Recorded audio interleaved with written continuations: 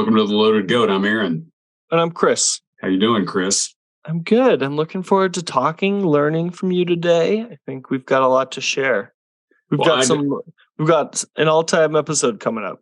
I don't know if it's an all-time episode. One thing I don't have to teach you is how to live off the land, because I don't really know how to live off the land. Kind of like Barney Fife. That doesn't really matter, right? As long as you've got good friends. That's right.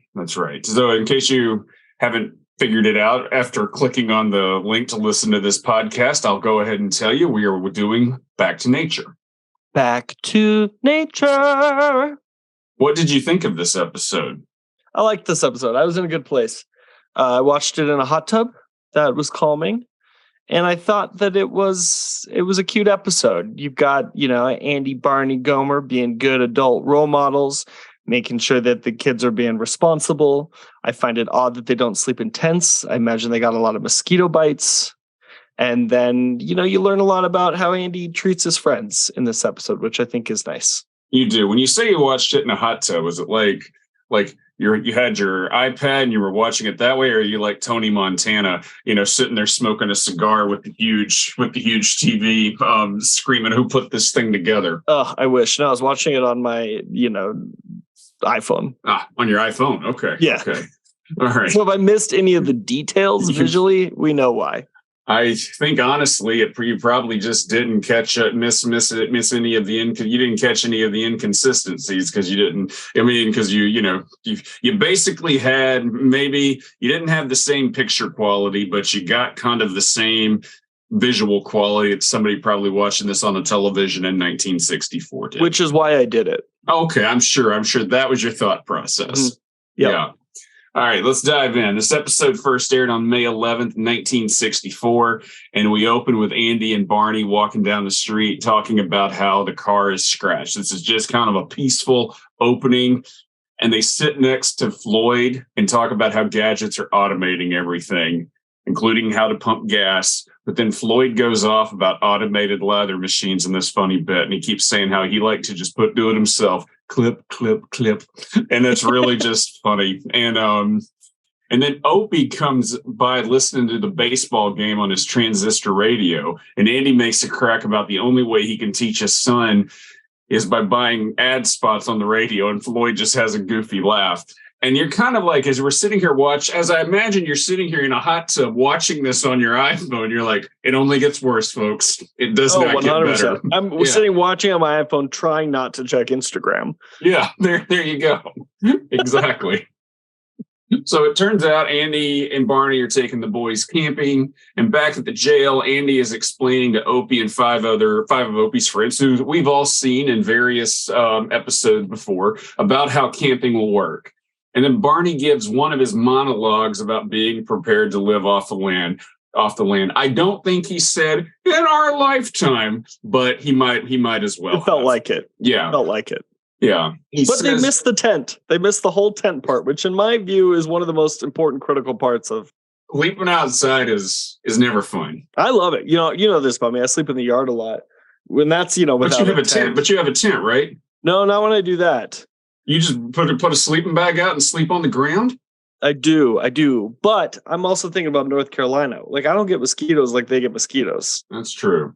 And, I'm doing this on a lawn. A lawn is different than they're on the dirt, and it's, there are just a lot of pieces here that aren't quite for me. Yeah, you raise a good point. Barney says he knows all about living off the land.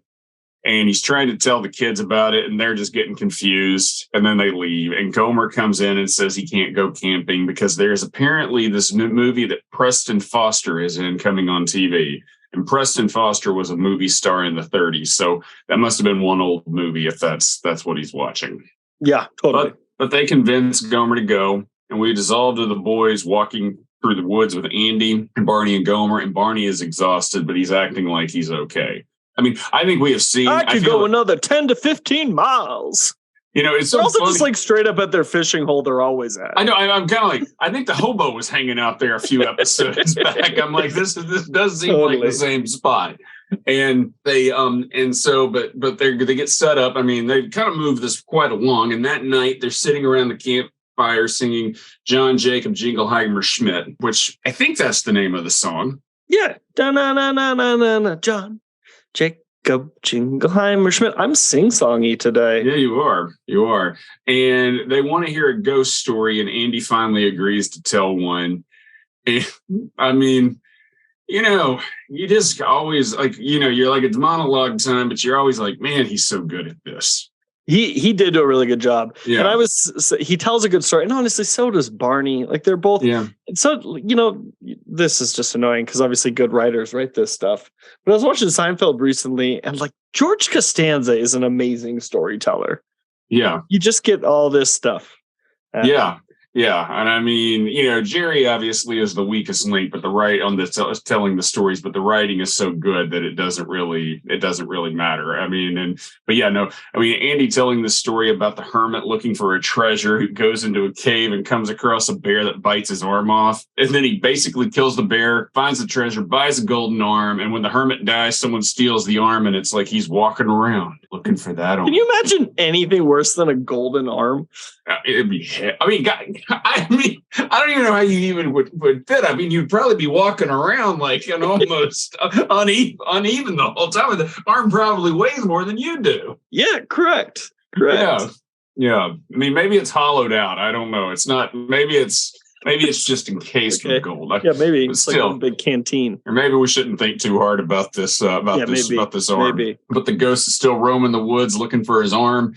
And then Andy keeps saying it, and then he scares Barney. And it is Barney and Gomer. I've actually, in doing this, and I've obviously always appreciated this show, but watching Jim Nabors and Don Knotts just kind of coordinating their facial expressions is really great stuff. Yeah, totally. Yeah, it's a cute scene. Yeah.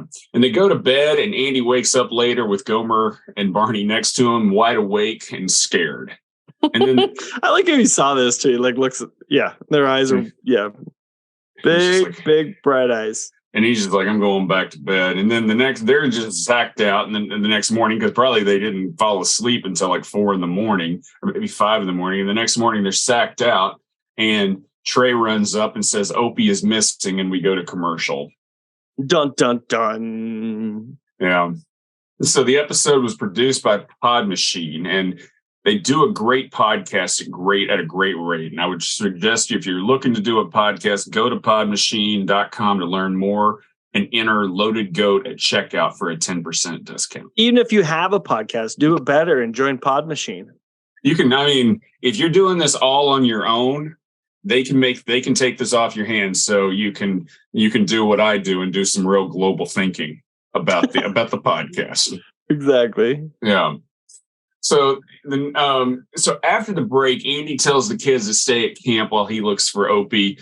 Barney and Gomer immediately run off looking for him, and Barney tells Gomer to look for broken branches, like a la Some Amazing Tracker, and Gomer points to a log, which is, the look that Barney has on his face when you see that log, you're kind of like, this is so ridiculous. Yeah, I like that. Yeah. And later, Andy shows up in camp with Barney, and he had gone off to pick berries, and Andy learns that Barney and Gomer left. And do you think he's like, oh no, at that moment, or do you think he's just kind of like, let me just get situated and they'll be back? I don't think he's worried about him. Yeah, I don't think he is either. I don't think he's super worried about them at any point throughout this. But I think he does eventually realize that like they need help. It's like they're Yeah. Right. And so deeper in the woods, you're just watching Barney and Gomer in the process of getting lost. They're about like Christopher and Polly Walnuts on The Sopranos. This is like the precursor. I'm kidding, but they are just kind of like, in that episode, they keep going in different directions, and Polly insists that he knows what he's doing, and he doesn't. And it's just kind of like, I feel like every time you do something about someone getting lost in the woods, when it's supposed to be funny, it's the same. It's almost the same type of thing. For sure. Yeah. And back at the camp, Mr. Fletcher shows up with some archery equipment, and Andy asks if he has seen Barney. And Mr. Fletcher kind of blurts out, "Don't tell me Barney is lost." And the kids hear him, and they start making fun of him. And Andy just says no one is lost.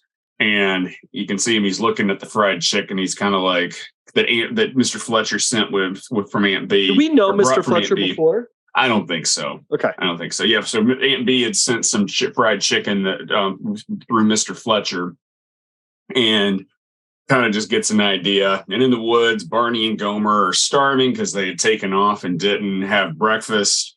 And you kind of like, and then Gomer's like, he basically asks him to catch some food. And Barney is you almost just feel like with Barney, you're kind of like, you know what? We're just going to walk, and we're going to walk until we hit the road, or we're going to walk until we get somewhere. I'm not going to sit here and try to.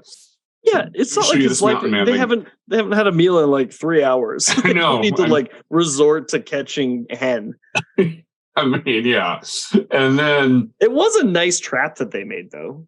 I actually was like, you put this together, that's pretty impressive. I don't know if I mean, yeah. And so Barney is in over his head, but he goes to make a snare trap because Gomer has a string. He apparently walks around with an extra pair of shoelaces. And then Gomer asks Barney to make a fire. And Barney tries it with 2 sticks, but he's not good at it. And then Gomer then goes back to check the trap, and Andy shows up. And Andy basically just tells Barney he doesn't want to be embarrassed. So he gives Gomer some matches to break up and put in his fire trap. So obviously when he runs it, because obviously there's strike anywhere matches, so the minute he flicks it, those things will light up.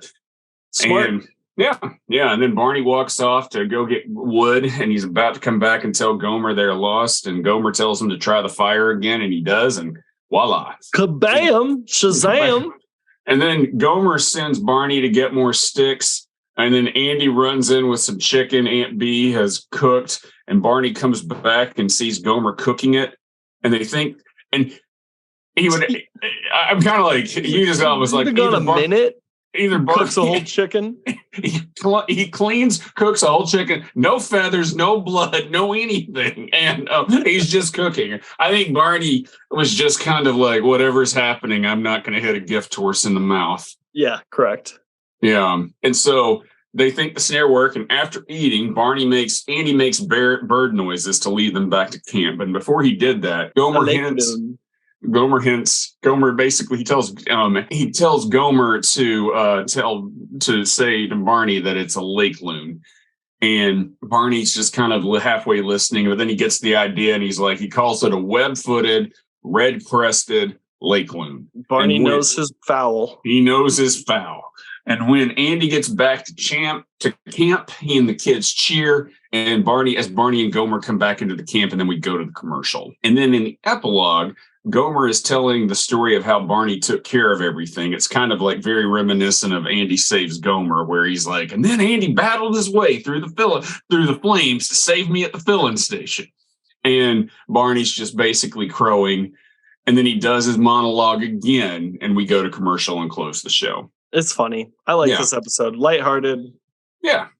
Good stuff. Yeah. This is actually the final episode that Jim Nabors shot, because they had basically shot Gomer Pyle USMC earlier in the rotation, and they held it to the end of the season to do a spinoff. Got it. Okay. Yeah. So how many whistles would you give this? I'm giving this a solid 8. Yeah, me too. Ooh, agreement. We haven't had agreement in a while. Good for us. I know. Well, we really had some tumultuous whistle counting here. We did. Yeah, but we're in a better spot, folks, and you will hear that on the podcast going forward. I'm just kidding. We've always been in a good spot. We always are. Yeah. Any final thoughts? No. It's a fun episode to break down. Enjoyed watching it. Yeah, for sure. All right. Well, thanks, folks, for listening. Check us out on Apple Podcasts, Spotify, YouTube, and wherever you get your podcasts. And if you think about it, subscribe. Next week, we'll do Gomer Pyle, United States Marine Corps, and say goodbye to the 1963-64 season. Until then, Christopher, clip, clip, clip. Ooh, ooh.